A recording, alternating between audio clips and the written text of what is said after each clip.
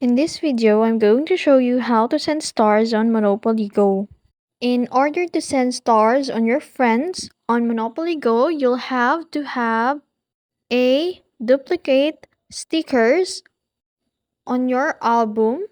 As you can see here, I have a list of albums that are incomplete. Now, in order to send it, you'll have to have a duplicate one. As you see here, I don't have a duplicate stickers on this section of album. Now, if you don't have any duplicate, you can search it manually by clicking the section album one by one. In this case, I'm going to find a duplicate stickers so I can send it to my friends.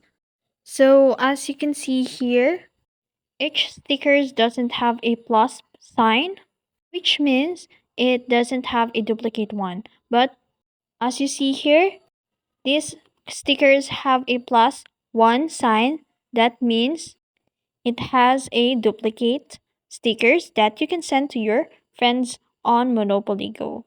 And that's it. Just click the send to friends and you can select friends you want to send stars or stickers on Monopoly Go.